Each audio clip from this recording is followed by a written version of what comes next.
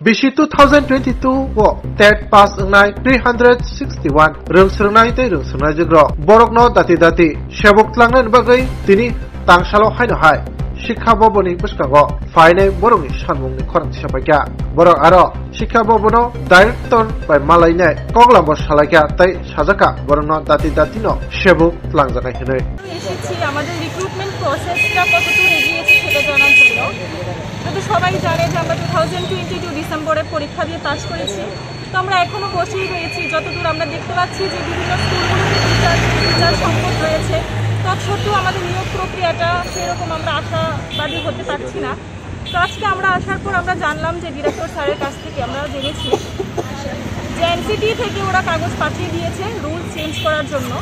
যেহেতু আমরা সবাই জানি সুপ্রিম কোর্ট একটা নির্দেশ দিয়েছে, সেই অনুযায়ী রুলস চেঞ্জ করতেই হবে। তো টিআরপিটি থেকেও কাগজপত্র পাঠানো হয়েছে সেক্রেটারিতে। তো সেই কাগজপত্রটা মানে সিগনেচার হয়ে গেলে বা রুলসটা সংশোধন হয়ে গেলেই আমাদের নিয়োগ প্রক্রিয়া শুরু হয়ে যাবে, যেটা স্যার আমাদের আশ্বাস দিলেন আর। তো সেই নিয়ে আমরা আশাবাদী রয়েছি। আমরা আশা করছি যে আমাদের জবটা তাড়াতাড়ি হয়ে যাবে, আমাদের নিযুক্ত করার প্রক্রিয়া শুরু হয়ে যাবে তাড়াতাড়ি। সেই নিয়ে আমরা আজকে আশা আর কি সেই জন্য ধন্যবাদ। টেট কোয়ালিফাইড ক্যান্ডিডেট আজকে এখানে আসার মূল উদ্দেশ্য হলো যে আমাদের যে রিক্রুটমেন্ট প্রসেস সেটা কতটুকু এগিয়েছে বা কতদিন নাগাদ আমাদের রিক্রুটমেন্ট হতে পারে সেটা জানার জন্য। তো এখানে আসার পর আমরা একটা খুব ভালো পজিটিভ নিউজই পেয়েছি স্যারের কাছ থেকে। তো স্যার আমাদেরকে বলেছে যে এই যে সুপ্রিম কোর্টের যে নতুন রায়টা বের হলো ওটার পরিপ্রেক্ষিতে এখান থেকে মানে স্যারের অফিস থেকে যা করার সব কিছু করে দিয়েছে।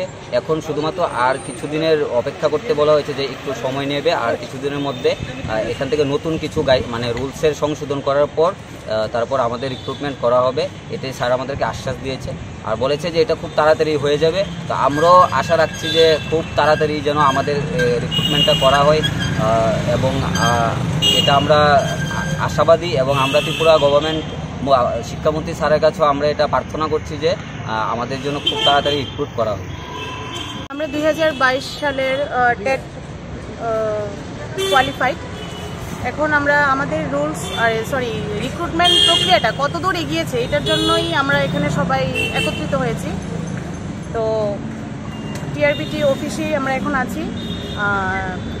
প্রত্যুষ রঞ্জন স্যার আমাদের সাথে খুব সুন্দরভাবে কথা বলে জানিয়েছেন যে ওনাদের যে প্রসেসটা চলছে, আর আজকেই ওদের কাছে একটা ইমেল এসেছে।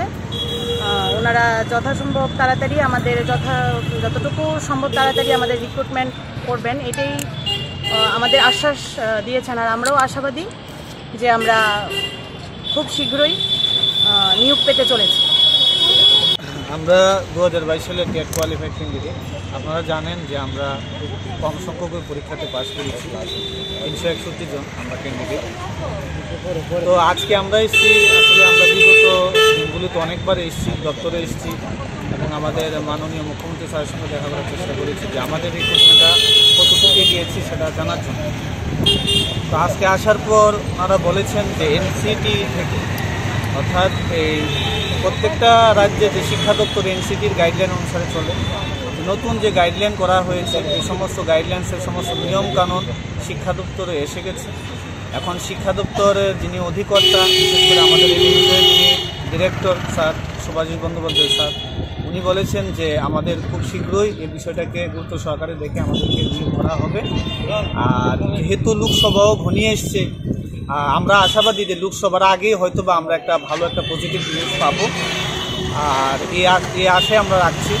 তাই আমরা এখানে একত্রিত হয়েছি মূলত এই কারণেই, এবং আমরা আশাবাদী যে বেশি সময় নেবে না, খুব অল্প দিনের মধ্যেই আমাদের যে নিয়োগ প্রক্রিয়াটা 361 জন আমরা কোয়ালিফাই করেছি, আমাদেরকে নিয়োগ করা হবে সেটাই। আর আমাদের বিশেষ করে আমাদের রাজ্যের মুখ্যমন্ত্রী তথা আমাদের রাজ্যের শিক্ষামন্ত্রী স্যার প্রফেসর ডক্টর মানিক শাহ স্যারের কাছে অনুরোধ রাখবো আমাদের বিষয়টা গুরুত্ব সহকারে দেখে।